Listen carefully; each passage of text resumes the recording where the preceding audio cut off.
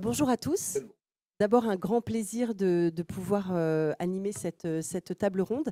Je vais dire quelques petits mots de contexte avant de vous présenter en fait chacun des participants et puis d'engager la discussion avec vous parce que en fait, plus que c'est ce qu'on s'est dit quand on a préparé ensemble cette table ronde, plus que des poncifs, ce qu'on voudrait, c'est vraiment engager un dialogue avec vous et être très concret dans notre approche. Et j'avais envie de partager avec vous quelques éléments de contexte qui est issu d'une étude qui a été conduite par un cabinet de consulting, Ipsos, et puis l'INSEAD, et qui montre qu'en fait, quand on parle de relations grands groupes, privés ou publics d'ailleurs, et start-up, il y a un certain nombre d'éléments qui sont extrêmement encourageants. Il s'agit en fait d'une enquête qui a porté sur plus de 1600 entreprises dans 10 pays européens.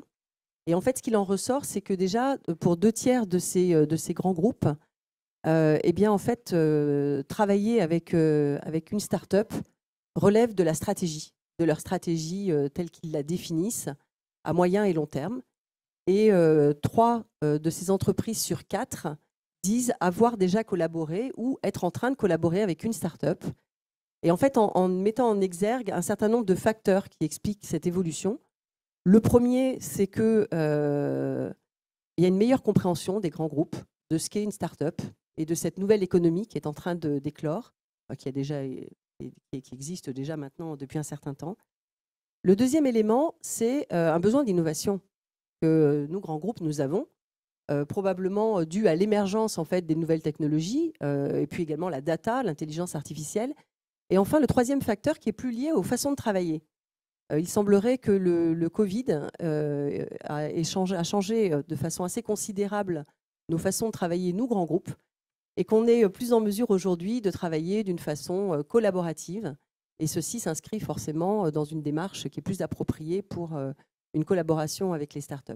En tout état de cause, cette étude montre enfin, et ce sera le dernier chiffre que je partagerai avec vous, que pour 69% de ces entreprises, eh bien, en fait, elles évoquent leur souhait de collaborer avec une start-up dans les 18 mois. Donc, les espoirs sont permis, puisque c'est vrai qu'un certain nombre d'entre vous, les start-upers qui sont ici, c'est vrai que c'est une démarche que vous avez souvent de pouvoir commencer à enclencher des collaborations avec des grands groupes. Alors, pour parler de ce sujet, nous avons Antoine. Alors, je ne sais pas si vous voulez vous présenter finalement, dire 2 mots sur qui vous êtes. On peut? Parce que je pense qu'on a du temps en vrai. Hein, on a du temps. Alors, Antoine, oui. On n'a pas 2 heures non plus. Alors, je vais le faire. Alors, Antoine, puis après, vous compléterez si je n'ai pas été suffisamment précise. Donc, Antoine, je vais vous voyez tous, parce que je tutoie, vous vois, ça va me compliquer les choses. Je vais vous voyez, Christian, ça va être très drôle. Alors, Antoine Grohe, qui est manager innovation chez Medtronic. Cédric Pasquier, qui est directeur des partenariats scientifiques et cliniques Siemens Healthcare. On a donc Monsieur Christian Deleuze, président de Medicène. Julien Donat, qui est expert Alliance Roche Pharma France. Virginie Lasserre, j'aurais peut-être dû commencer par vous, Virginie, directrice des affaires externes chez Janssen. Et Nicolas Villain, qui est responsable des partenariats de recherche pour la France et du Centre Philips Healthtech Innovation Paris. Et vous nous expliquerez qu'il regroupe 200 chercheurs, ingénieurs dans l'intelligence artificielle et la data et l'imagerie, je crois. Hein. Comment? Belle intro. Bon, alors ça va bien. Alors, ce que je vous propose, c'est qu'on rentre directement dans le vif du sujet et que la première question que j'avais envie de poser en fait à chacun de nos intervenants ici présents, c'est finalement quel intérêt sur la base de vos propres activités à travailler avec des startups. Pour vous, ça va vous éclairer pourquoi un grand groupe a envie de travailler avec vous. Et puis finalement aussi de leur point de vue, quel est l'intérêt pour la startup elle-même. Et si vous le voulez bien, on va commencer avec Christian, justement. Comme vous voulez, Isabelle. Je pense on nourrit tous le rêve de trouver, sans avoir fait beaucoup d'efforts, l'idée géniale qui va transformer un métier, une approche pour les malades. On voit bien que la recherche, quand on la structure dans nos grands groupes, elle produit plus ou moins d'effets. Enfin, en tout cas, ça coûte cher pour arriver à un beau projet ou une belle idée. Alors qu'un coup de téléphone ou un colloque dans lequel on se transporte et on croise un gars qui vient avec une idée qui est déjà un peu structurée. Il a déjà échoué sur un ou deux sujets et du jour au lendemain, on se retrouve avec potentiellement une pépite. On rêve tous de ça chaque fois qu'on se déplace. quand je vais à Médicène, c'est avec l'espoir que je vais y trouver le partenaire idéal de demain. Bon, après, il faut que ça rentre dans. Bon, enfin, on va peut-être venir après aux raisons pour lesquelles c'est compliqué de travailler avec des grands groupes de l'autre côté. Mais... donc, la première raison, c'est celle-là. Moi, je suis convaincu qu'en effet, la probabilité qu'une bonne idée émerge dans cette salle à n'importe quel endroit est au moins équivalente à celle qu'elle émerge à Vitry où nos collègues cherchent tous les jours et qu'il faut donc être à la fois dedans et dehors pour se donner les meilleures chances d'avoir un projet qui soit alors le meilleur, comme vous le disiez. Bon, chez nous, on dit le premier, ça nous va aussi. Donc, vous voyez, avec un projet qui nous permet d'être le premier et ou le meilleur. Et du coup, potentiellement, on peut trouver des deals. Vu des petites entreprises, enfin, tous les jours, ils essayent de nous appeler d'une manière ou d'une autre. On reçoit des appels tous les jours. C'est peut-être ça d'ailleurs le truc que vous devez avoir en tête. Non seulement on n'est pas bien structuré dans les grands groupes pour recevoir ces appels, à part côté BD, on a une équipe, là vous trouverez sur Internet le nom des gens qui au BD peuvent vous répondre, mais pour le reste, côté R&D ou côté innovation, on n'est pas si bien structuré pour être joint. Et on est dans le monde entier appelé tous les jours. Ce qui fait que le tri va se faire d'une manière relativement simple. Et là, pour le coup, on va manquer d'imagination quand on reçoit ces appels. Est-ce que ça rentre peu ou prou dans la stratégie? Est-ce que ça répond à une des questions qu'on se posait? Et est-ce qu'on est capable, dans le quart d'heure qui suit, de trouver le numéro de téléphone ou le mail de la personne à qui on va pousser le projet quand ça ne rentre pas dans notre portefeuille d'idées à nous? Ce qui, évidemment, donne un coefficient d'attrition qui est proche de 100% quand même pour nouer des beaux deals. Voilà, donc d'un côté, il y a le rêve qu'on va qu'on va trouver avec vous, le projet qui va révolutionner, et d'un autre côté, une absence totale de structure organisée pour que les choses se fassent simplement. Mais on se soigne quand même, hein. Regarde, côté Sanofi, on a fait Future for Care, dont tu t'occupes, pour essayer de suivre des entreprises au quotidien. On a côté R&D, on contribue à créer le Paris-Saclay Cancer Cluster pour essayer de faire émerger les entreprises en onco et d'avoir un peu de suivi. Moi, je me soigne en allant à Médicène où je croise des entreprises tous les jours et on se donne un peu plus d'opportunités d'avoir du temps de discussion et de collaboration. Ah, voilà, on se soigne, on s'organise, ça reste assez imparfait. Merci. Antoine, de votre côté, comment ça... Donc, bonjour tout le monde. Alors, chez Medtronic, on a un parti pris sur la collaboration, notamment avec les startups, qui est très business orienté, qui est très commercial. Donc, du coup, les avantages pour Medtronic, et puis après, je viendrai sur les avantages pour la startup. Je dirais que le premier pour Medtronic, c'est la compétitivité. En fait, on associe une technologie d'une startup avec un produit Medtronic. On crée ce qu'on peut appeler un bundle, on va créer un package. Et ça va permettre d'améliorer les résultats cliniques, l'utilisation d'un dispositif médical, l'utilisation d'un gros équipement, ça peut être un robot chirurgical par exemple.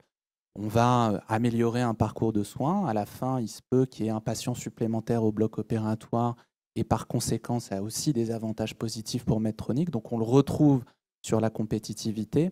Et puis, je dirais, l'augmentation aussi de la valeur de notre offre en associant donc une technologie digitale avec une technologie un peu plus brute, un peu plus dure.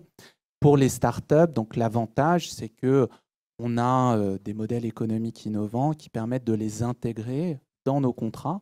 Donc les startups vont chercher des références, parfois dans des centres d'excellence, qui leur permet par la suite de gagner en termes de légitimité, de crédibilité, de notoriété pour ensuite voler de leurs propres ailes sur le plan commercial.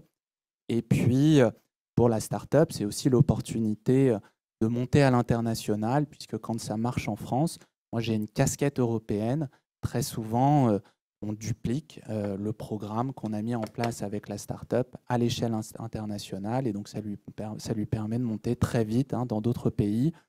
Et je parlerai un petit peu plus tard d'expériences réussies avec notamment des startups françaises. D'accord, merci Antoine. Alors, Nicolas, comment ça se passe? Est-ce que c'est la même démarche très business oriented au départ? Alors, oui, en partie, c'est un des intérêts de le faire, c'est d'offrir des solutions complémentaires, notamment quand on veut résoudre le problème d'un patient sur tout un parcours. Évidemment, même un grand groupe ne pourra pas proposer tous les éléments du parcours. Donc, un premier intérêt, c'est en effet de trouver des solutions complémentaires.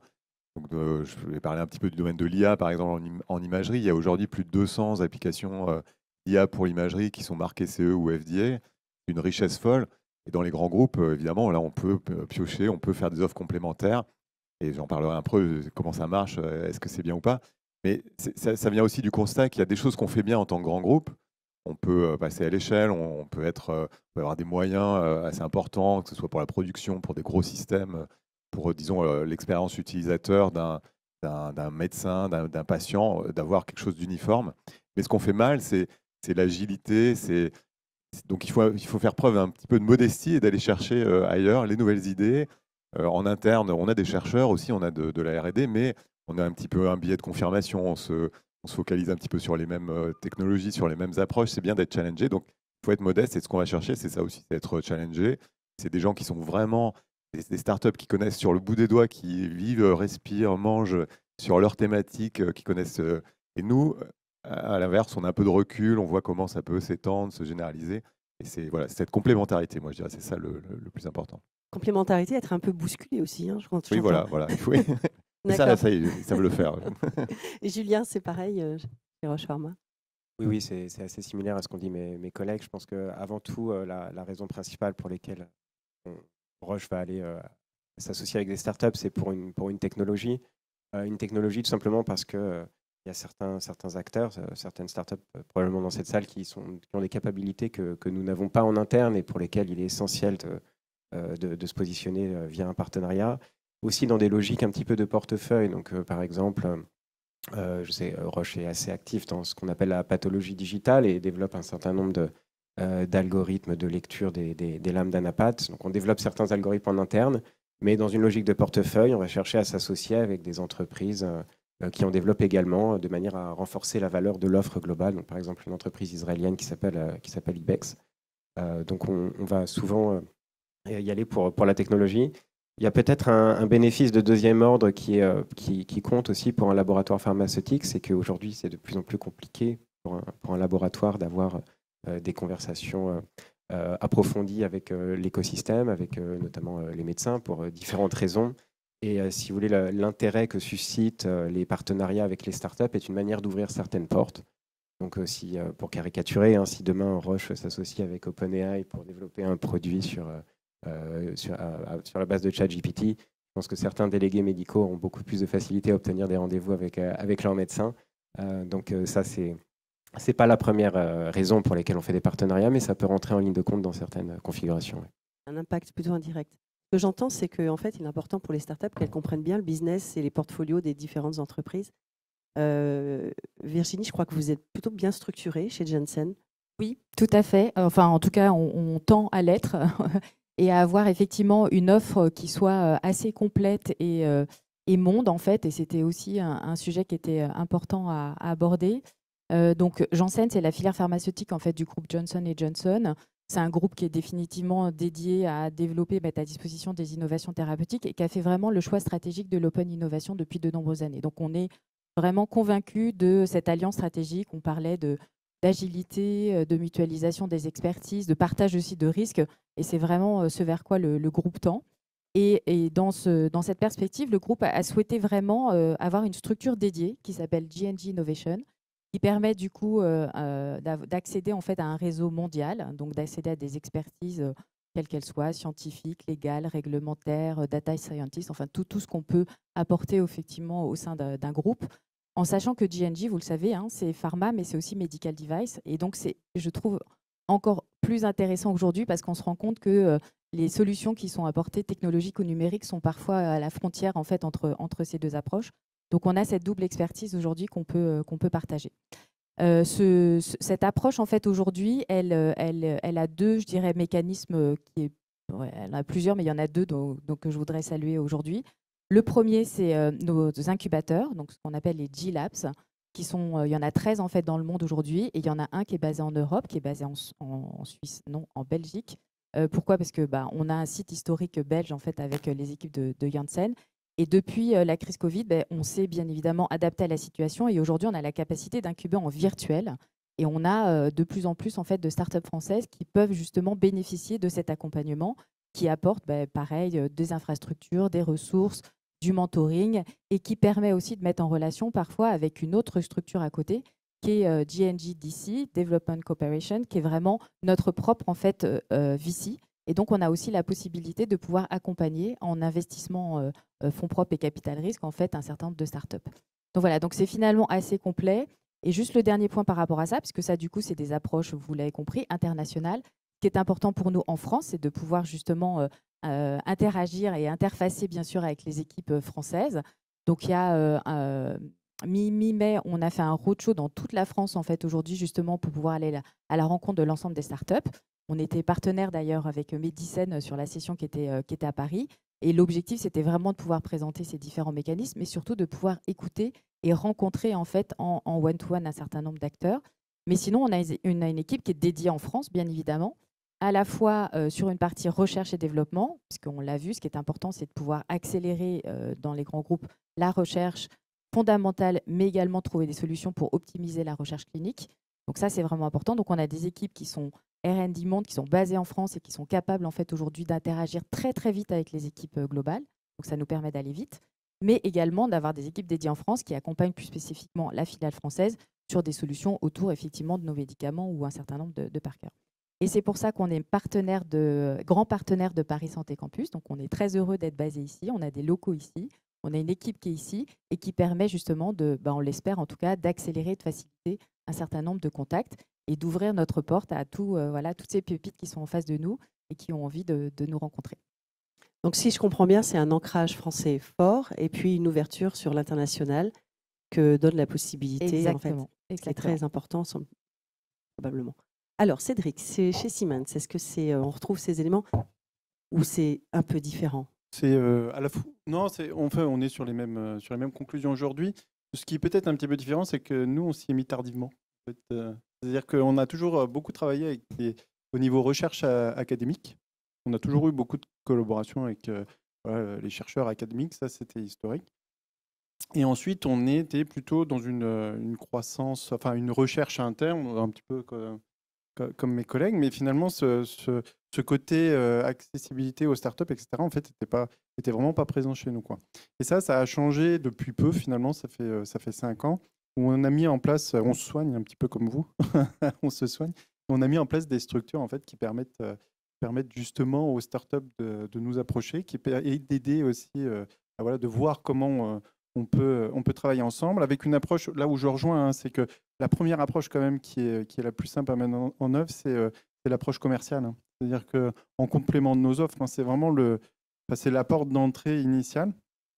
Et c'est ce qui se fait au niveau des régions. Ça, c'est typiquement des pays, des régions, c'est les contacts locaux qui font qu'on va pouvoir créer ces liens et mettre en place cette approche commerciale. Parce que déjà, pour moi, pour les startups, quand même vraiment sympathique, hein, de pouvoir s'appuyer sur des groupes comme les nôtres. Et la deuxième chose que l'on a mis en place, mais là c'est encore beaucoup plus récent parce que ça date du mois d'avril, c'est nous, on a mis en place un Innovation Center qui est un incubateur d'entreprise, d'entreprise, de start-up. Après, avec cette idée d'être le plus précoce possible et de voir après ce que ça donne, bien évidemment, comme tout incubateur. Mais c'est une approche qui est vraiment très récente chez nous. Ce n'était pas du tout la philosophie qu'on avait jusqu'à maintenant.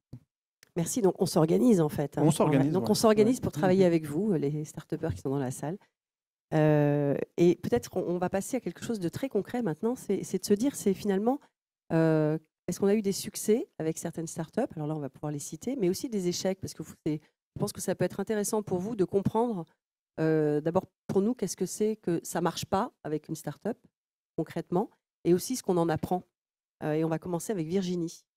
Oui, alors je vais démarrer par la connexion qui n'a pas marché. Ça, je terminerai sur le positif. Alors, l'exemple qu'on voulait partager avec vous, alors je ne citerai pas du coup la start-up.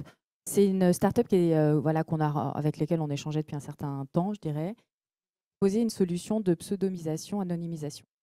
Et du coup, là, on s'est heurté assez rapidement au niveau européen à des enjeux en termes de réglementation, RGPD, et on a eu énormément de difficultés finalement à trouver un cas d'usage qui était aligné aussi avec nos équipes européennes.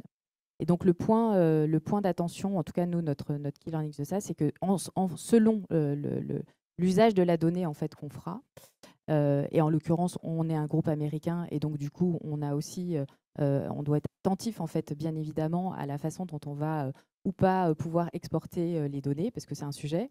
Eh bien nous on aura aussi besoin de valider en interne en fait un certain nombre d'approches. Donc ça c'est important d'avoir ça en tête, c'est qu'on peut avoir bien évidemment des approches très franco-françaises, Mais on reste un groupe international et donc dans un certain nombre de cas, on a besoin de ces validations et on n'a pas toujours la possibilité d'obtenir les validations qu'on souhaite. Et ce qu'il faut avoir en tête aussi, c'est qu'il y a une forme de compétition entre les pays, bien évidemment. C'est-à-dire que, on le voit bien, si l'Allemagne, si Janssen Allemagne présente un projet qui répond à peu près aux mêmes enjeux et qui peut être plus rapide que nous, voilà, ce qui peut souvent arriver finalement, eh ben, on va se retrouver dans une situation où le groupe préférera bien évidemment aller avec l'équipe qui va plus vite et pour lequel c'est moins compliqué d'un point de vue réglementaire ou administratif. Donc c'est en ça où du coup tout ce qui est tout ce que l'État ou tout ce que nous on peut optimiser en termes de facilité d'administration, de juridique, etc., c'est extrêmement important. Le succès, parce que du coup on en a du succès. Ce qu'on voulait partager avec vous, c'est le partenariat qu'on a signé en début d'année avec la start-up Guticare, qu'on a rencontré en fait, et c'est une belle histoire, lors d'un hackathon. Donc comme quoi, il faut participer aussi aux hackathons l'année dernière. Ils se développent en fait une solution de suivi de télémédecine, d'accompagnement, voilà, pour les patients qui ont des maladies chroniques inflammatoires intestinales en l'occurrence. Et du coup, là, les choses se sont faites assez simplement, très rapidement. On a défini un cas pilote ensemble. On a été en capacité, voilà, de s'aligner sur la solution qu'on proposait, l'interface aussi technologique qu'on pouvait proposer avec une possibilité d'interopérabilité avec certains hôpitaux si effectivement le DPI s'il convenait et qu'on pouvait avancer ensemble.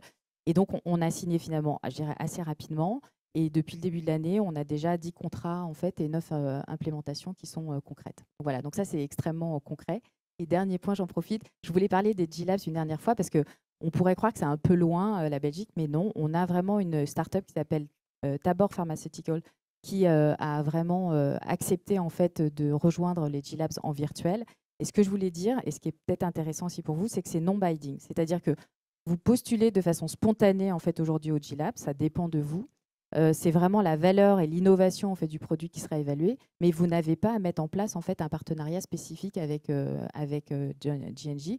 Vous êtes libre de travailler avec nous ou de contractualiser avec nous, comme vous êtes libre de contractualiser avec qui vous voulez. Donc, je trouve que ça, c'est une liberté qui est quand même extrêmement intéressante à avoir. Et en moyenne, pour vous donner une petite idée, les startups restent avec nous 3 ans. Et là aussi, elles sont libres de rester, elles sont libres de partir. Si vous ne voulez pas partir, vous pouvez rester. Il y a des startups qui sont avec nous depuis le début, j'allais dire. Et puis, il y a des startups qui prennent la décision, qui ont trouvé ce qu'elles voulaient dans un premier temps, puis qui partent après. Voilà, donc je trouve que c'est une forme de liberté qui est intéressante. Beaucoup d'agilité encore. Alors, Antoine. Vous m'entendez? C'est bon, ouais. Le point qui vient d'être évoqué est vraiment important. C'est vrai qu'au niveau d'un grand groupe, on a une concurrence entre pays. Donc, il nous faut aussi aller vite, être en capacité d'avoir un process qui est vraiment bien structuré pour élaborer un pilote, mettre en avant les résultats et puis ensuite leverager sur les résultats qu'on a obtenus pour qu'on puisse derrière standardiser à l'échelle européenne. Et c'est vrai que nos amis espagnols, allemands, anglais travaillent aussi avec des startups. Donc, on a une petite concurrence à l'intérieur du grand groupe entre les différents pays. Pour le succès, alors Medtronic a engagé en fait une collaboration avec Maëla, qui est une start-up lyonnaise qui a développé une plateforme de télésuivi qui aujourd'hui est Maëla Nouvéal Santé. On a commencé en 2018 par un petit projet et aujourd'hui on a une vraie collaboration commerciale avec de nombreux contrats en Australie, au Canada, au Moyen-Orient, aux États-Unis. Donc, on a une équipe digitale commune et notamment une équipe également française qui est constituée de 8 personnes. On partage notamment une roadmap technologique commune et en fait, on investit, alors non pas comme les fonds d'investissement dans la start-up sur le plan capitalistique, mais nous, on investit finalement dans les projets. Donc, on va investir dans l'achat de prestations de services, dans des contrats qu'on va signer avec des établissements. Et finalement, sur un temps long, on retrouve un niveau d'investissement un petit peu similaire aux investissements, notamment des fonds ou des corporate ventures. Et avec cette start-up, on a aujourd'hui un niveau de partenariat qui est vraiment très avancé et on est véritablement dans une logique de co-développement, de nouvelles solutions technologiques pour continuer à répondre aux besoins de marché. Donc c'est une très belle aventure et on a d'autres exemples comme celui-ci. Et sur l'échec, sur un projet similaire, en fait, avant de se lancer dans la collaboration avec Maëla, on a voulu faire seul. Donc on pensait qu'on était en capacité de développer notre propre plateforme, d'aller chercher une entreprise originaire du UK, une entreprise originaire de Pologne. On match les compétences et puis voilà, la magie va s'opérer. Exactement. Et sauf que voilà, ça a pris 2 ans, ça n'a pas abouti. Forcément, on a brûlé du cash. On a aussi perdu un peu notre crédibilité en interne, puisque certaines operating units avaient préacheté des projets ou des licences. Donc derrière, il faut regagner cette légitimité auprès des operating units. Donc voilà, ça a été un petit peu difficile. On reste une entreprise medtech. L'IT, ce n'est pas notre expertise. Donc maintenant, on a voilà, appris de cet échec et on est vraiment tourné vers la collaboration avec des entreprises qui vont nous apporter une expertise complémentaire. C'est aussi une leçon d'humilité, alors j'entends. Et puis probablement, on a parlé déjà d'écosystème, je ne sais plus lequel d'entre vous. Et c'est vrai que en fait, pour réussir sur ces sujets, on se rend compte qu'il faut effectivement aligner différentes expertises et apprendre à travailler ensemble. Cédric, est-ce que vous êtes d'accord pour partager aussi un succès de votre côté, même si c'est très jeune encore? Oui, c'est très jeune. Alors, c'est très jeune et ce qui se passe aujourd'hui, c'est que les succès que l'on a, on est vraiment sur cette. J'entendais tout à l'heure dans les financements, les preuves de concept, où est-ce que vous en êtes dans votre maturité. Donc, ce qui marche aujourd'hui et ce qui a prouvé le bon fonctionnement, si je prends l'exemple, par exemple, avec la startup Wingcopter, qui est allemande. L'idée, c'était de pouvoir développer des solutions au niveau des pays enclavés au niveau Afrique pour amener des échantillons de sang dans les laboratoires qui se situaient dans les grandes villes. Donc là, assez rapidement, en fait, cette startup a proposé une solution avec des drones parce qu'elle maîtrisait la partie drone et ça a été assez rapide, voilà, de se dire, bah oui, mais finalement, si on développe un petit peu ceci, un petit peu cela, rapidement, on peut répondre à votre besoin. Et finalement, c'est ça, en fait, le point le plus important, c'est le besoin. Et aujourd'hui, nous, ce que l'on fait, c'est on ne sait pas encore accompagner sur des grandes collaborations, j'ai envie de dire. On sait faire là la preuve de concept, c'est pas loin. Hop, on y va, c'est rapide, on sent que c'est bon et c'est parti. Ce qui n'a pas marché, du coup, avec une autre startup, c'est ça. C'est-à-dire que finalement, on s'est trouvé trop éloigné du résultat rapide. Et voilà, le besoin n'était pas en adéquation et finalement, ça n'a pas marché. Ça, pour moi, c'est aussi lié à notre maturité dans le domaine. Hein. C'est pas, on espère qu'à l'avenir, on aura des collaborations qui seront plus longues, comme je l'entends, avec des choses sur le long terme. Mais clairement, aujourd'hui, on est plutôt sur, voilà, nous, on a un besoin de complément de nos offres. Vous avez des produits qui correspondent et on n'est pas loin d'aboutir. C'est déjà pas mal. C'est déjà très oui. bien. Donc un besoin, un usage et une preuve de concept. Voilà. C'est un bon démarrage. Et on prend le risque parce que c'est ça. Et on aussi. prend le risque. Ouais. Parce que là, on rejoint les financeurs. C'est aussi une prise de risque chez nous, hein, parce qu'on met en jeu notre crédibilité auprès de nos clients quand même. Oui. Christian, tu ne sais pas. Pardon, je ne savais pas si vous alliez m'interroger. Je vous interroge. Alors, parlez-nous d'un succès concrètement et peut-être les raisons de ce succès aussi. Oui, d'un succès qui aurait pu moins bien tourner, mais je pense que c'est un truc que tu connais bien, c'est Accelerate. Parce qu'on a démarré sur ce qui était un besoin qu'on avait toutes et tous identifié, qui est comment est-ce qu'on accélère le diagnostic dans les maladies rares, comment on réduit le temps d'errance diagnostique. C'est un sujet qui nous captive toutes et tous depuis de nombreuses années. Et on l'a monté au départ d'une initiative que Isabelle avait fait chez Sanofi, qui était un laboratoire d'innovation dans lequel on met en commun des énergies pour trouver des bonnes idées. On est parti sur un joli schéma. Et ensuite, on a tâtonné relativement longtemps avant de trouver l'entreprise qui, elle, nous amenait à une machine déjà un peu éprouvée, Medvir, hein, avec un système qui permettait vraiment de se coller sur quelque chose qui serait rapidement opérable vu des médecins généralistes ou médecins spécialistes qui étaient notre cible ou qui est notre cible ultime. On est en cours de déploiement. Et à plusieurs reprises, on a été relativement proche de devoir abandonner parce qu'en interne, c'est trop long. On n'est pas tellement capable de définir ce que, vu de l'entreprise, ça va rapporter, sauf à faire admettre, et c'est le cas aujourd'hui, on va contribuer à jouer dans notre mission, on va dire, que de contribuer à accélérer des diagnostics, sauver des vies, et voilà, faire des choses qui sont importantes. Et voilà, donc ça, c'est un sujet où ça aurait pu ne jamais arriver si nous n'avions pas croisé, si tu n'avais pas croisé la bonne entreprise. Alors que si on prend à l'inverse côté Onco, les partenariats qu'on a noués avec Hawkin ou avec Akimia, on est parti sur des entreprises qui répondaient à un enjeu stratégique assez facile à comprendre pour nous d'emblée. C'est-à-dire comment on transforme notre manière de faire des essais cliniques, comment on accélère les développements, comment on trouve plus vite des produits à tester. Enfin, vu d'une organisation comme la nôtre, c'est assez facile. Enfin, le bénéfice est facile à comprendre.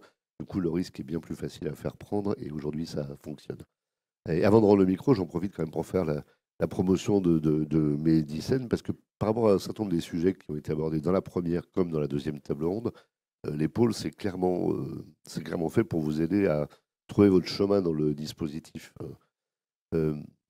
Venir nous voir avec vos projets en amont de la discussion, aussi bien avec des fonds qu'avec des grandes entreprises, ça permet d'aider à structurer. Donc nous, on a des expertises pour des coûts qui sont extrêmement modiques pour des petites entreprises, hein. Aujourd'hui, on a plus de 500 adhérents, 400 sont des entreprises de la e-santé et essentiellement des startups. On peut vous aider à structurer votre projet, à trouver dans les fonds européens et ou français les endroits ou les portes auxquelles vous pouvez frapper. On peut aussi vous aider à affiner une offre, une proposition. Parce que, encore une fois, quand vous venez vers une grande entreprise, le plus important, c'est d'avoir regardé quelle est leur stratégie. Ils vont même pas ils vont pas vous écouter 3 secondes si vous n'êtes pas un peu dans leur stratégie. Donc déjà, vous faire gagner du temps en regardant quelles sont les entreprises qui travaillent sur les sujets qui peuvent, voilà, où vous pouvez les intéresser. Et deuxièmement, affiner ce que vous avez à proposer ou ce que vous attendez, ce que vous demandez. Parce que très souvent, j'en rencontre des boîtes qui viennent avec un joli projet, mais ils ne savent pas très bien de quoi ils ont besoin. Ils ne savent pas s'ils en sont, comme on l'a évoqué, au moment où on va se financer, où on va diluer, ou quel type d'expertise on veut amener autour de la table, etc. Voilà, sur tous ces sujets-là, c'est un peu notre boulot d'aider. Et alors nous, on n'est pas loin des rues de Lourmel, hein, donc 300 mètres à pied, ça fait le plus grand bien. On propose même de la marche. Exactement. Voilà. Merci Christian. Julien, sans vouloir vous presser, mais qu'on garde du temps pour les échanges. Oui. Donc je vais commencer par l'échec relatif qu'on a connu. En fait, c'est assez similaire à ce qu'évoquait Virginie. On avait un partenariat avec une entreprise pour développer une solution d'évaluation et de suivi à distance de patients. Il y avait un angle mort dans ce partenariat, c'est que ni le partenaire ni Roche Pharma n'avaient vraiment les compétences en termes réglementaires, que ce soit pour déterminer la nature du dispositif qui devait être mis sur le marché, ni sur les aspects de validation clinique. Donc c'est ça qui a fait que le partenariat n'a pas abouti. La leçon qu'on en a tirée, en fait, c'est notamment dans la manière d'investir dans ces partenariats, d'essayer au plus possible d'être dans une logique de risk sharing, c'est-à-dire de conditionner les financements à l'atteinte de certaines étapes, notamment réglementaires, et même d'aller plus loin dans le partage de la valeur avec une forme de paiement par performance. Donc c'est un peu le business model qu'on essaie de mettre en place sur la base de cette expérience-là. Un succès qu'on a, c'est un succès en cours, c'est avec une autre entreprise israélienne qui s'appelle Medial Early Sign, qui développe des algorithmes qui permettent d'identifier les patients en risque de développer certains cancers. C'est une belle histoire parce que les discussions avec Medial ont commencé il y a plus de 10 ans sur un premier projet qui n'a pas abouti. Et elles ont repris, ces premières discussions ont permis d'établir un contact, un bon alignement. Et 5 ans plus tard, les discussions ont repris sur de nouvelles technologies qu'ils étaient en train de développer. Et finalement, maintenant, le partenariat est en train de s'approfondir. Il est au niveau monde et on est en train de déployer leur technologie, que ce soit aux États-Unis, en Europe et en Asie.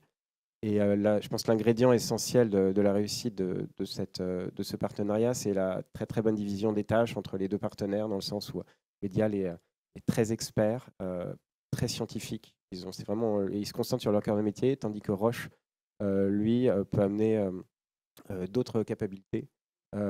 Et cette division claire et nette du rôle de chacun a permis d'avancer de manière assez rapide. On parle de complémentarité. Exact. Ouais. Julien.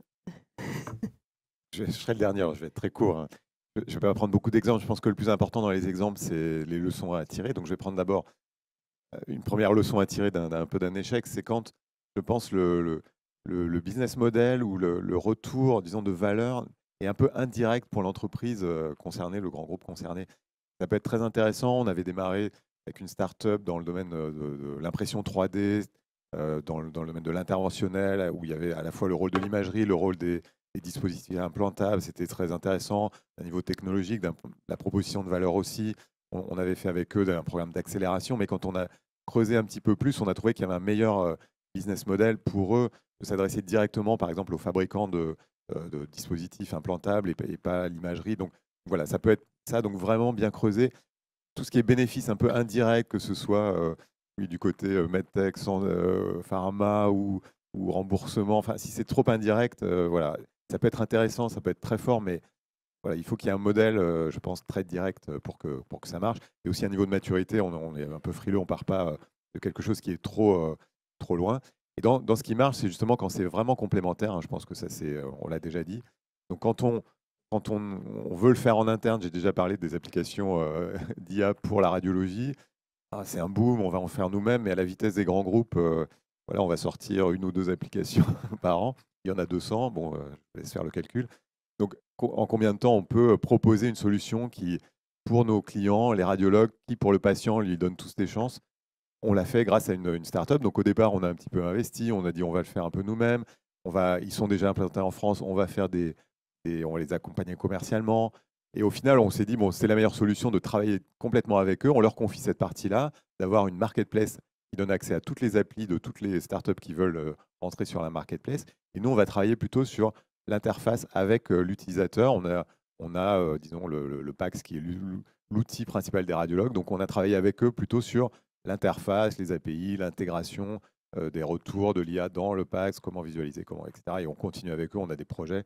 Donc, et voilà, et maintenant on passe à l'Europe avec eux, on passe, etc. Donc je pense que c'est ce genre d'exemple, il faut être très complémentaire, aller vite, partir avec des pilotes à un endroit, localement, dans l'écosystème, et ensuite généraliser. Voilà. Ok, merci beaucoup. Alors peut-être qu'au lieu de partir pour un tour de questions, vous en êtes d'accord, on va peut-être donner la parole à la salle, parce qu'on est très nombreux, c'est un petit peu long. Donc si vous avez des questions, avec grand plaisir. Oui, il y en a.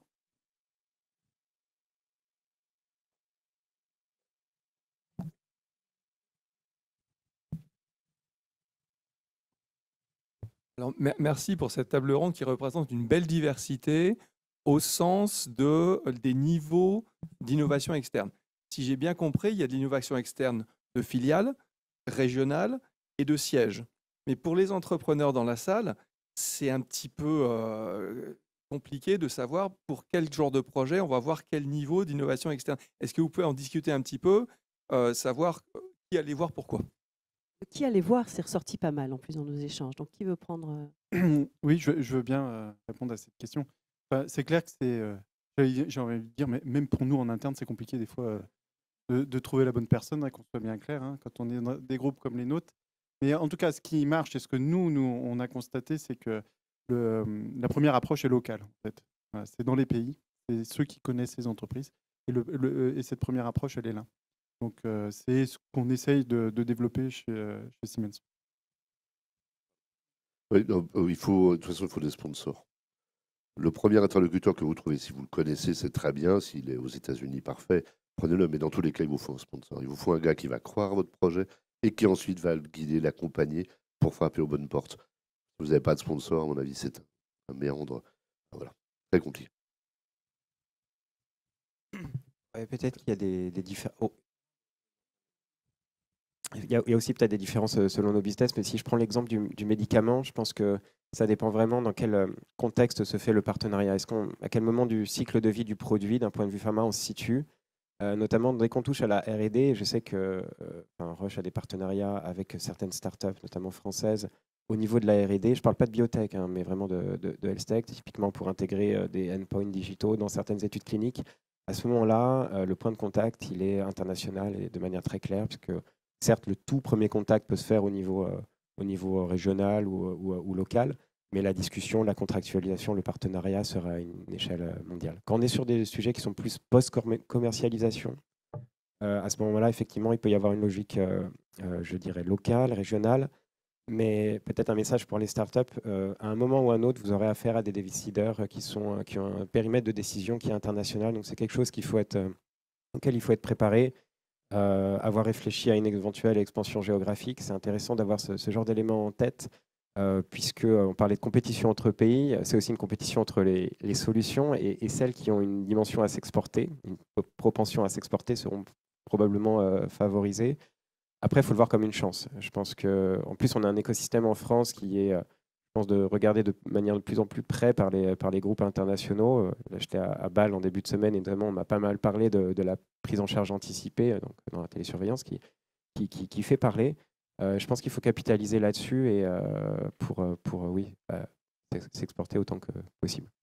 Antoine, peut-être juste un élément sur le sponsor. Je pense que c'est important d'identifier une personne qui fait partie d'une BU, c'est-à-dire derrière d'une entité qui a son propre PNL, puisque il va y avoir un engagement, on va dire, réciproque derrière sur la création de revenus, et vous allez avoir une personne qui va se battre aussi en interne pour générer des contrats, générer des projets et inscrire la collaboration dans le long terme.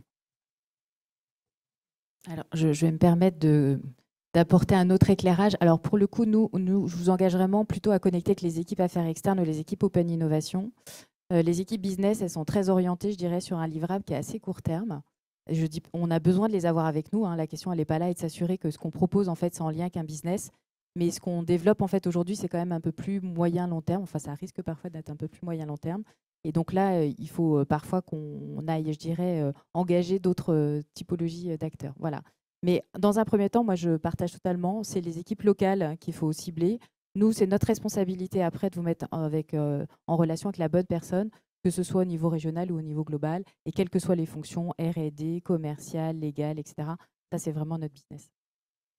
Oui, d'ailleurs, moi, j'allais ajouter qu'un facteur qui peut aider à décider, c'est où est le marché aussi. Parce que dans la santé, tous les pays ne sont pas identiques. On a parlé des modèles en France. Donc, s'il y a un modèle en France et que je pense que c'est le plus simple et ça va être le plus efficace de convaincre en France, donc trouver un sponsor, mais ça peut être aussi des sponsors d'ailleurs extérieurs qui peuvent être, je sais pas, des médecins, des assureurs, enfin, qui vont aussi soutenir le projet dans les premières prises de contact. Ensuite, donc un relais local, je pense que c'est le mieux. Mais parfois, le marché lui-même n'est pas en France. Donc, bien que ce soit une start-up française, si le modèle il est aux États-Unis, ça va être très dur de convaincre en France, quelle que soit la structure à qui on va s'adresser. Donc c'est pour ça que, bon, par exemple, moi, je sers de relais, mais parfois, on dit, bon, bah, c'est pas du tout en France, il faut vraiment directement tout de suite aller voir aux États-Unis.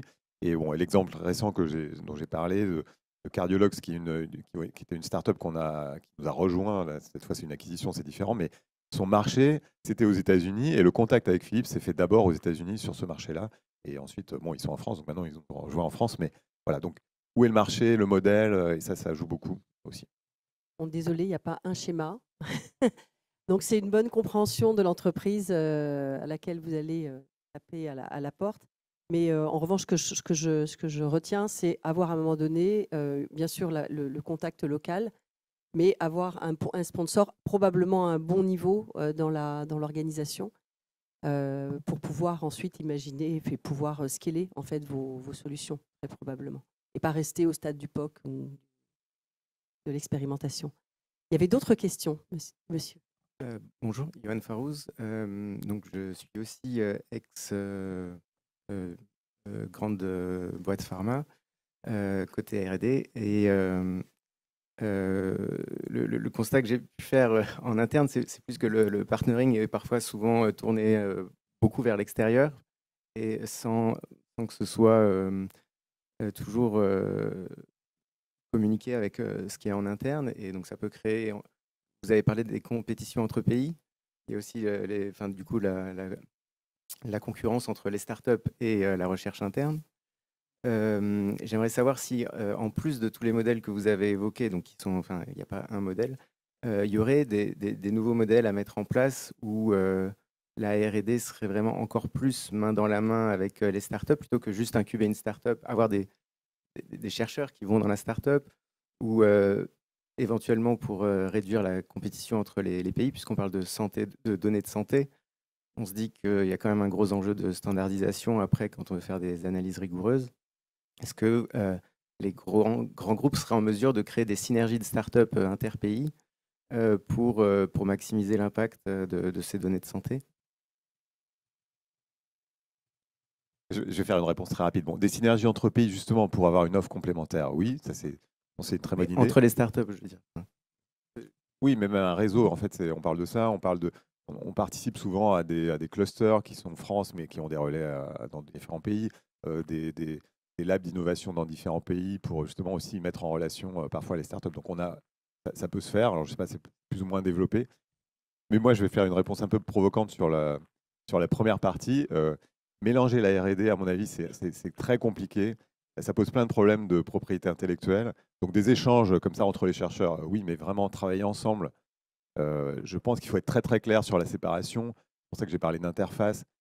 Pour moi, c'est très compliqué. Il y en a peut-être qui arrivent à le faire. Moi, je dirais pour nous, c'est vraiment presque impossible enfin, à moins d'avoir vraiment déjà un partenariat très très fort ou presque une intégration ou des choses vraiment très très proches entre la startup et le groupe, mais vraiment, je ne commencerai pas par là. Il vaut mieux au contraire que ce soit très complémentaire, qu'il n'y ait pas cette compétition avec ce que fait Oui, voilà, déjà c'est le ça, mais groupe ça, en c'est plus un R&D. wishful thinking à l'heure actuelle, on dirait. Non, Est-ce je qu'il y pense aurait un qu'il y moyen a de les tellement de place. réconcilier sans que ce soit complémentaire? Mais il y a tellement de place, tellement de choses à faire. La R&D des grands groupes, elle est très occupée. Elle n'est pas sur tous les fronts. Donc il y a beaucoup de place pour être ensemble, mais pas se marcher sur les pieds. Donc, moi, je dirais, c'est à éviter. Bon. Alors, je ne sais pas si ça marchera, puisqu'on est en train de le démarrer, mais le projet du Paris-Saclay Cancer Cluster, l'idée, c'est quand même ça. Alors, moi, je crois beaucoup au lieu. Je crois moins. Enfin, je pense, et d'ailleurs, tous ceux qui sont ici et qui ont décidé de vivre d'une manière ou d'une autre au Paris Santé Campus doivent partager cette idée que c'est pas mal de prendre le café ensemble, grands groupes, start-up académiques, et qu'à un moment que les meilleures idées émergent. Quand on essaie de faire le Paris-Saclay Cancer Cluster, on veut accélérer des projets, on espère qu'il y aura des académiques, des start-up et des grands groupes. Côté Sanofi, on a prévu d'avoir une trentaine de chercheurs, dont deux notre R&D de Vitry, qui est à 2 arrêts de métro, qui seraient postés en permanence sur le site, donc, qui sera alors Paris-Saclay, entre Paris et Saclay. Il se trouve que bon, c'est vite juif, mais bon. Et qu'ils viendraient là pour accélérer des projets qui sont dans la stratégie de Sanofi avec des entrepreneurs, qu'ils soient publics ou privés, du dispositif. Donc, à terme, c'est une manière d'envisager de faire changer et les mentalités et la manière de collaborer. Maintenant, je ne peux pas vous dire si ça marchera, mais en tout cas, c'est ça le principe. Ça a marché à Boston pas si mal, quand même. On regarde ce que ça génère comme valeur pour les malades comme pour l'économie. L'idée, c'est quand même que, voilà. En tout cas, je pense que ça a de l'intérêt. Antoine. Peut-être pour compléter, alors par l'ingénierie notamment contractuelle, donc j'ai deux exemples, les appels à projets, dont par exemple un appel à projet de type ANR, RHU. Donc on a notre recherche et développement, nos équipes qui vont collaborer donc en partenariat avec des startups. Et le deuxième exemple d'ingénierie contractuelle, donc on développe ce qu'on appelle des centres d'excellence avec les établissements de santé autour d'un projet médical. Et en fait, dans ce projet médical, on identifie différents besoins, des besoins organisationnels, des besoins cliniques, des besoins technologiques, et différentes startups vont collaborer autour du parcours de soins et trouver leur place. Donc on peut associer des startups experts du télésuivi, de la réalité virtuelle, qu'elles soient belges, espagnoles ou françaises. Et donc on travaille dans un consortium, dans une équipe, avec des champs de responsabilité bien identifiés. Merci. Il y avait d'autres questions, monsieur? Oui, bonjour. Guillaume Gau, je suis un ancien de la pharma également. Je suis passé par Sanofi il y a quelques années. Et je suis le fondateur de Continuum Plus, qui est une start-up dans le domaine de la télésurveillance en oncologie. Et donc, on a pas mal de collaborations avec la pharma. Et on a co-construit notre solution avec les associations de patients. On se rend compte que la télésurveillance en oncologie, ça va être un formidable moyen de collecter de la donnée en vie réelle. Et donc, voilà, nous, aujourd'hui, on a 12 laboratoires qui sont en fait financeurs de nos solutions par le biais d'actions d'accompagnement. Et la question que je pose, c'est est-ce qu'on peut imaginer à un moment donné où on est en train de chercher des fonds, nous, pour accélérer, et donc faire le lien avec la précédente table ronde, que 12 laboratoires puissent finalement trouver un véhicule pour investir dans une boîte comme la nôtre?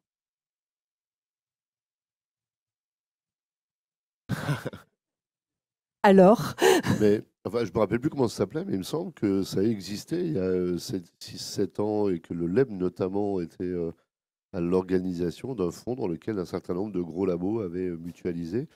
C'était une incitation publique. Il y a toujours un moment ou un autre une incitation publique à soutenir. Pardon? Ouais, hein, c'est ça, j'arrive pas à me rappeler le nom. Donc oui, ça doit être possible. En se rappelant que les incitations publiques, ça marche vachement mieux finalement, paradoxalement, dans les périodes où l'économie va bien que quand elle va moins bien. Et qu'en ce moment, il y a beaucoup d'incitations à ce que le privé reprenne un certain nombre des sujets, comme je disais tout à l'heure dans mes questions, hein, qui pourraient être pris en charge d'une certaine manière par le public. Je sais pas, peut-être demander à BPI déjà s'ils peuvent soutenir la création de ce genre de fonds. Moi, je suis. Virginie. Moi, je voudrais parler d'une initiative qui s'appelle l'initiative FIAC, qui s'appelle Filière Intelligence Artificielle et Cancer, qui est quand même la première association publique-privée qui réunit justement dédiée à la cancérologie, avec l'INCA, le Health Data Hub et 9 partenaires privés. Il y a un fonds d'investissement qui est à la fois public et privé et qui a vraiment cet objectif aujourd'hui d'accompagner des projets de recherche en cancérologie. Donc, c'est un véhicule qui est possible en fait aujourd'hui avec des investissements publics et privés et effectivement une association de plusieurs acteurs autour de la table et aussi des associations de patients, des startups, des techs, etc. etc. Voilà. C'est juste, c'est un peu long. Ça se prépare. Voilà, c'est juste pour l'avoir vraiment suivi depuis le début. Il faut juste se donner un petit peu de temps parce que ça, pour le coup, c'est en termes de changement de mentalité, que ce soit du côté public et privé, ça prend un petit peu de temps. Mais ça, c'est fait et ça existe maintenant. Merci. Oui, monsieur. Oui. Une question concrète. Sur 10 projets que vous accompagnez à 5 ans, il y en a combien qui vont être success story, combien qui vont être plus ou moins équilibrés et combien d'échecs, grosso modo? Quand on parle de 20%, quoi, deux qui se success story aux États-Unis, c'est ce qu'ils disent, 3 qui vivotent et 5 qui se crachent. C'est l'ordre de grandeur ou non? Alors, on compte. Alors, après, ça va dépendre donc de la maturité de la technologie, de la start-up. Je sais que chez Medtronic, donc au départ, on avait un incubateur et je pense qu'on aboutissait à peu près sur 3 collaborations voilà, qui donnaient lieu à ce qu'on appelle un MSA, donc un Master Service Agreement, etc. Aujourd'hui, on est sur un accélérateur, donc on a vraiment limité le scope dans la sélection et on est très sharp, très précis. Et aujourd'hui, je pense qu'on est autour de 80%. Donc, on a réduit, on va dire, un petit peu l'entonnoir sur la typologie des startups avec lesquelles on travaille. On améliore la phase de sélection et on est presque certain au démarrage qu'on a trouvé la bonne startup. Bon, il y a eu des phases d'audit, etc., ce qui nous permet d'augmenter en fait le taux de succès de la collaboration. Je fais écho exactement à ce que vous dites et ça fait écho aussi à la première table ronde en fait aujourd'hui. Je pense qu'on a, j'ai pas de statistiques à partager aujourd'hui, mais ce que je ressens c'est qu'on a quand même une sélection au démarrage qui est de plus en plus fine et de plus en plus exigeante. Ce qui fait que du coup on se met probablement dans des conditions de succès qui sont peut-être en termes de transformation plus importantes que ce qu'on a connu avant et qui fait qu'effectivement il y a peut-être moins de prise de risque en fait au départ. C'est un peu ce qu'on ressent. J'ai un chiffre à vous partager. Donc Roche dispose de 3 incubateurs dans le monde. Il y a donc aux États-Unis, à Singapour, en Asie, et pour l'Europe, c'est à Munich. C'est un incubateur qui s'appelle Créasphère, qui accompagne des startups dans une logique d'incubation. Et alors après, tout dépend comment on définit le succès. Nous, la métrique qu'on regarde, c'est le pourcentage de startups qui vont obtenir un accord, un partenariat avec Roche. Et on est à hauteur de 1/4, c'est-à-dire qu'il y a une startup sur 4 qui, in fine, après accompagnement, mettra en place un partenariat avec Roche. En fait, probablement, oui, c'est le sujet de la sélection au départ qui est beaucoup plus fine que probablement elle ne l'était il y a encore quelques années, parce que le niveau d'exigence, il augmente terriblement. On l'a vu tout à l'heure dans la table ronde précédente, c'est le cas pour les investissements, mais c'est le cas aussi pour la sélection des startups qui rentrent soit dans les accélérateurs, on en a parlé avec Virginie, avec les accélérateurs, etc. C'est le même cas avec Future for Care, par exemple, où en fait, on est très rigoureux dans la sélection des startups. L'idée, c'est d'amener en fait les startups aussi au succès. Parce que le succès d'une startup avec un grand groupe, c'est le succès de la startup et c'est le succès du grand groupe aussi, et de celui qui porte le projet. Une dernière question, je crois qu'il y en a une dernière. Oui, Ludovic de Rochefort, de la société Ventio, travaille sur des solutions d'imagerie biomédicale, imagerie cérébrale en particulier. Alors, vous avez eu dans la discussion certains points de vue sur l'aspect compétitif, que ce soit compétitif en interne, d'aller sélectionner des projets innovants, compétition européenne aussi, hein, vous avez évoqué ça. Alors, et puis, compétition qui peut aussi toucher le réglementaire, hein, c'est ce que vous aviez évoqué en introduction. Donc, moi, j'ai une question un petit peu par rapport à ça. Aujourd'hui, quand on a un projet innovant, faut-il le développer en France, hein, mis à part les aides de la BPI, c'était la table ronde précédente. Mais du point de vue de l'internationalisation éventuellement des éléments réglementaires qui peuvent être facilités dans d'autres pays, et puisque on a autour de la table aujourd'hui Philips et Siemens, par exemple, qui ont plutôt leur site ou leur base dans d'autres pays européens, sur ces thématiques-là, par exemple, faut-il en fait plutôt démarrer son projet dans un autre pays? Messieurs, je crois que la question vous était posée assez directement. Moi, j'avais en partie répondu. Hein. Je dirais qu'il n'y a pas de raison pour Philips de vous conseiller de démarrer plutôt en France ou aux Pays-Bas, parce que ça va dépendre de votre équipe, des personnes qui ont développé le projet, où elles sont. Est-ce qu'il y a un lien avec une université, un site clinique en France? Est-ce que le marché est en France, ou c'est une solution très spécifique à un des pays d'Europe et donc ça marchera que là-bas? Ces questions-là, elles ne sont pas liées vraiment à Philips. Ensuite, Philips, justement, ou Siemens, ou dans les grands groupes, on a justement cette empreinte en Europe un peu partout. Donc, si vraiment c'est un bon projet, il y a une valeur en France, on peut démarrer en France. Mais même si vous êtes en France, mais que le marché est plutôt ailleurs, mais pour d'autres raisons, comme j'ai dit, ça peut être parce qu'il y a un pilote, parce qu'il y a des talents qui ont créé un lien universitaire, encore une fois, un ancrage en France ou même du financement de départ, pourquoi pas, mais il faut vite se tourner vers le pays où est le marché, par exemple. Et là, on peut prendre contact avec Philips dans cet autre pays, et pas nécessairement les Pays-Bas. Encore une fois, peut-être aux Pays-Bas, comme il y a beaucoup de R&D sur place, c'est pas nécessairement là que ça va être le plus facile d'avoir une oreille attentive, un sponsor, etc. Donc, c'est pas nécessairement dire... voilà. Encore une fois, les États-Unis, c'est très différent. Il y a un marché très différent, d'autres dynamiques. Donc, par exemple, il vaut peut-être mieux avoir un relais en France, mais tout de suite parler États-Unis et quelle est la valeur aux États-Unis ou ailleurs. Donc, encore une fois, je ne dirais pas que c'est un avantage. Enfin, il ne faut pas regarder par rapport à Philips, il faut regarder par rapport à vous et le marché et entrer dans Philips potentiellement au bon endroit. Oui, moi je suis complètement d'accord. Il ne faut pas forcer les choses non plus. Et finalement, ce qui est. On parlait tout à l'heure sur la table ronde, qu'est-ce que nous, on peut apporter? Nous, justement, on apporte le côté international. Donc, c'est pas un problème la localisation, en fait. Nous, ce qui va nous intéresser, c'est ce que vous fabriquez, c'est ce que vous construisez. Et je rejoins aussi la table ronde d'avant, c'est les personnes. En fait, c'est ça qui est hyper important. Voilà, est-ce qu'on a envie de travailler ensemble ou pas? Après, la localisation. Du coup, moi, je pense que c'est mieux de rester parce qu'il faut, il faut attirer et retenir les talents sur le territoire français. Donc voilà, restez donc en France et on trouvera les moyens de vous aider à vous développer. Oui, et là, vous avez les équipes françaises d'un certain nombre de grands groupes en charge justement des sujets d'innovation et de coordination avec les startups. Donc, j'espère que cette table ronde a apporté quelques éclairages. Je voulais qu'on remercie très fort tous les intervenants.